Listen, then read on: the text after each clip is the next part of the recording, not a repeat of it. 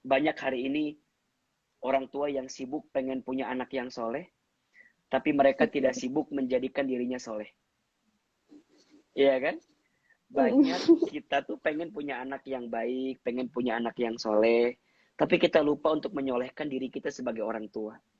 Padahal rumusnya, kalau kita lihat dalam surat At-Tahrim ayat 6, apa perintah Allah? Ya ayyuhalladzina amanu, qu anfusakum wa ahlikum naro. Kan gitu. Wahai orang-orang yang beriman, jagalah diri kamu sekalian. Jadi yang pertama dijaga itu kita dulu sebenarnya. Wa ahlikum, dan keluarga kamu sekalian, naro, dari siksa api neraka. Jadi kalau kata bahasa guru saya itu, didik diri sebelum didik anak.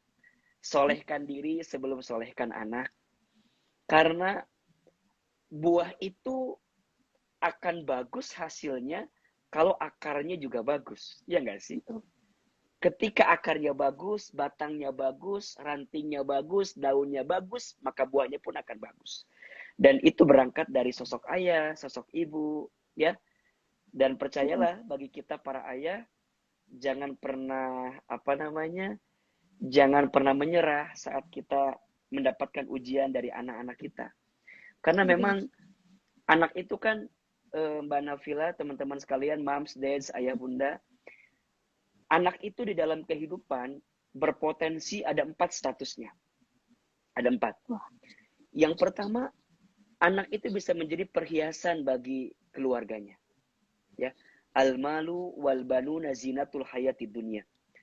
Harta dan anak-anak bisa jadi perhiasan. Apa itu perhiasan, AA? Perhiasan itu sesuatu yang membanggakan bagi kita. Ya, Mbak Nafila, nanti kalau udah punya anak ya, udah punya anak, udah nikah belum? Belum, Ustadz. Ini belum nikah nih. Nih teman-teman yang belum nikah nih, ada yang Insya belum nikah di Allah. depan kita nih. Kita doain ya. Mudah-mudahan Amin. punya suami yang soleh, yang baik, insya Allah Amin, ya. insya Allah. Terima kasih, Ini pertama. Ustadz. Ini bagi kita Silakan. yang pertama ya. Moms, dad, ayah, bunda. Anak jadi perhiasan. Kita itu akan bangga banget sama anak. Benar. Kemana-mana kita akan ceritain anak kita gitu ya. Kita akan share anak kita. Anak kita baru bisa bilang ayah, baru bisa bilang bunda, baru bisa jalan tuh seneng banget gitu. Apalagi anak pertama biasanya dikamerain, divideoin gitu. Itu tuh Betul. kebanggaan banget lah buat kita gitu ya. Nah, yang pertama, anak jadi perhiasan bagi orang tua.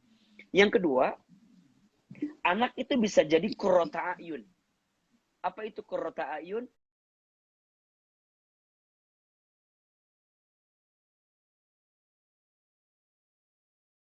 Ketika kita pulang ke rumah, saat kita melihat anak-anak kita, itu akan ada ketentraman hati dalam hidup kita. Kenapa? Karena lihat anak kita. Makanya nanti Mbak Nafila jangan cemburu sama suaminya ya. Kalau suaminya pas nanti punya anak, yang dicari bukan istrinya, tapi yang dicari adalah anaknya. Anaknya.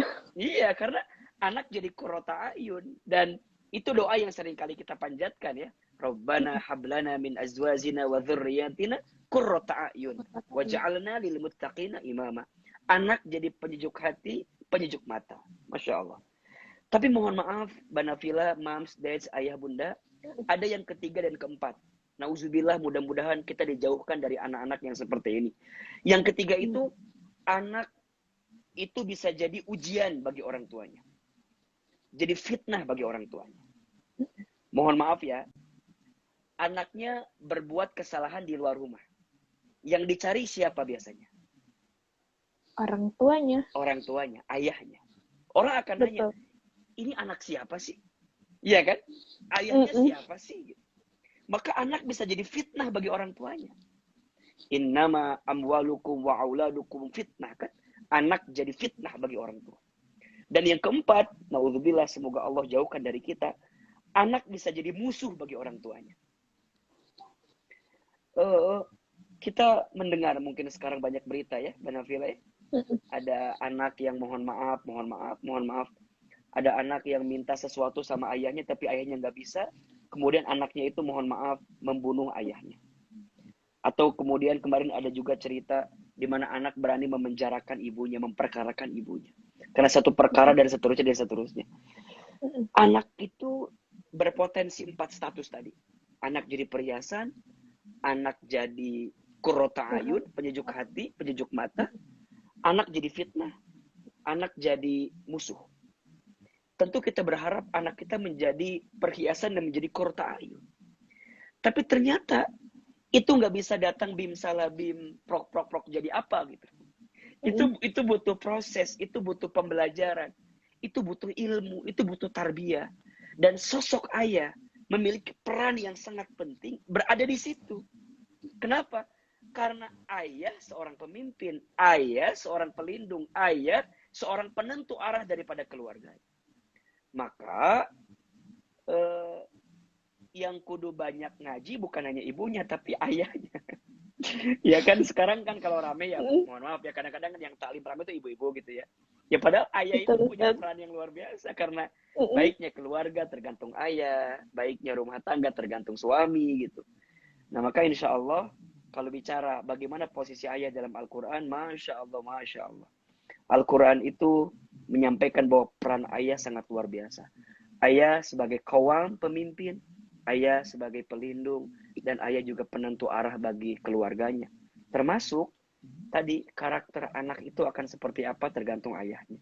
Maka pesan pertama di awal live Instagram kita, mudah-mudahan kita Silakan, Ustaz. dibimbing oleh Allah untuk menjadi ayah yang baik, untuk jadi suami yang baik, dan insya Allah mengantarkan anak-anak yang baik juga dalam kehidupan. Amin ya rabbal alamin.